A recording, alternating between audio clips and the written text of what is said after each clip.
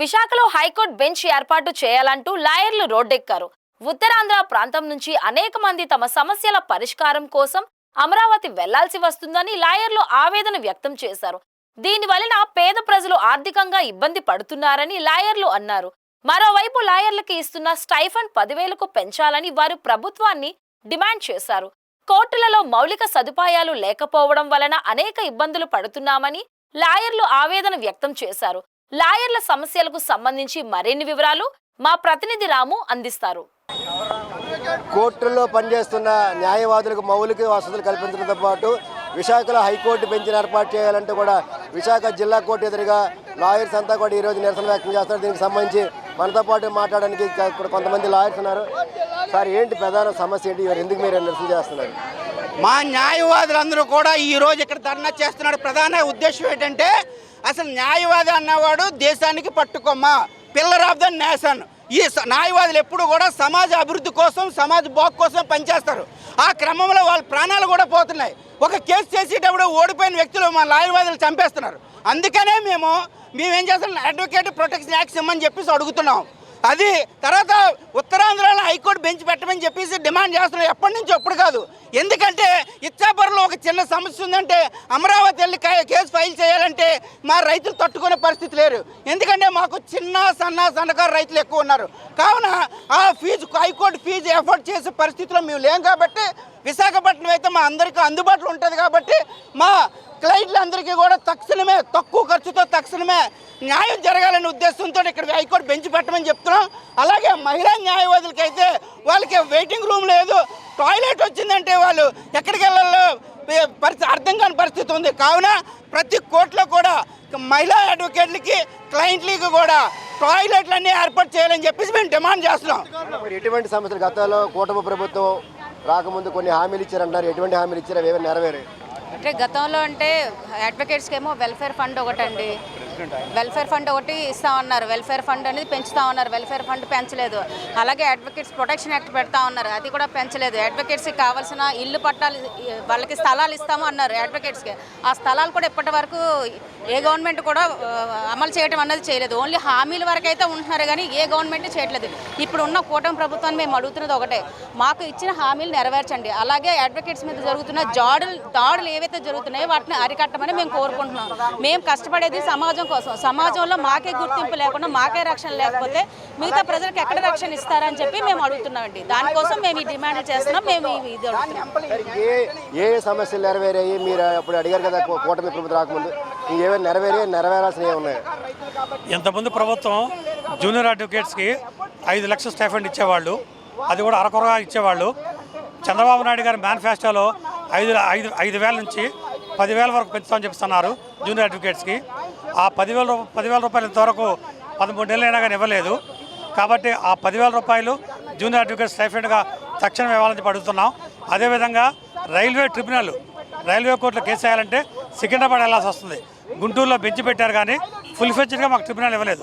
కాబట్టి ఆంధ్రప్రదేశ్లో railway tribunal ఇవ్వాలని చెప్పేసి అడుగుతున్నాం. అదేవిధంగా హైకోర్టు బెంచ్ మాకు తక్షణం మాకు కావాల్సింది 40 ఏళ్ళు 50 ఏళ్ళు మేము అడుగుతున్నాం. హైకోర్టు బెంచ్ ఇక్కడ ఇవ్వాలని చెప్పేసి.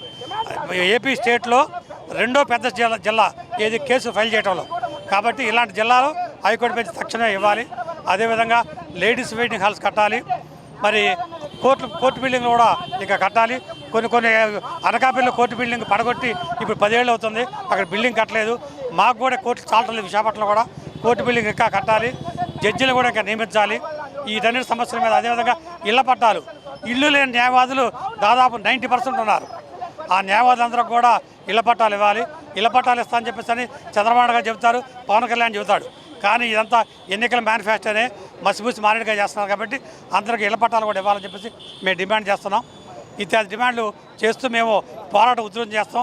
దీనికి ఏదైనా సమాధానంగా ముఖ్యమంత్రి గారు లేదా డిప్యూటీ సీఎం గారు, ప్రధానమంత్రి గారు చెప్పకపోతే ఈ ఉద్యమాన్ని ఇంకా ఉధృతం చేసి అసెంబ్లీ ముట్టడి, అదేవిధంగా సెక్రటరీ ముట్టడి కూడా చేయడానికి మేము వెనకాడం అని చెప్పి తెలియజేస్తున్నాం. మహిళలకు సంబంధించి సమస్యలు కూడా ఉన్నాయంటున్నారు.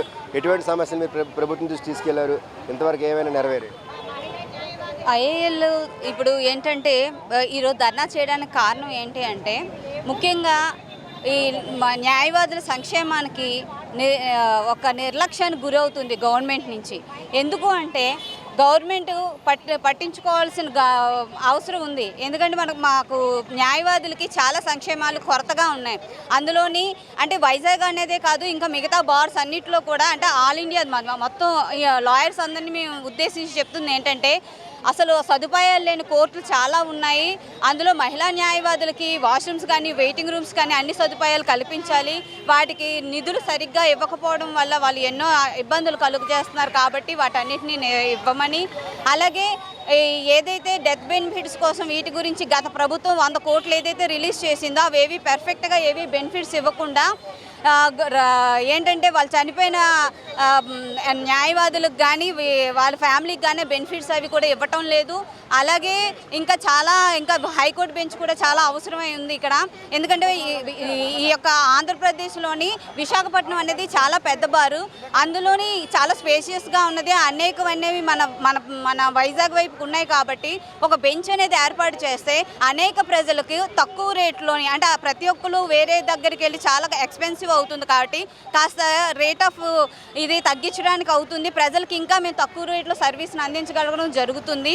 అలాగే ఇంకొక ఇదేంటి మా మేనిఫెస్టోలో ఉన్నది ఇంకొక ఇదేంటంటే న్యాయవాదులకి ఏదైతే స్టైఫండ్ ఇస్తున్నారో గతంలో 5,000గా ఇస్తూ ఉన్నారు, అది 10,000గా పెంచమని అది కూడా చంద్రబాబు నాయుడు గారు ఆల్రెడీ చెప్పారు. మేము ప్రభుత్వానికి ఒత్తిడి చేస్తుంది ఏంటి అంటే న్యాయంగా రావాల్సిన న్యాయవాదులకు రావాల్సిన సంక్షేమాలు ఏవైతే ఉన్నాయో మా ఐఏఎల్ ద్వారా మేము మరొకసారి ప్రభుత్వానికి మేము అందరూ రిక్వెస్ట్ చేస్తున్నాం.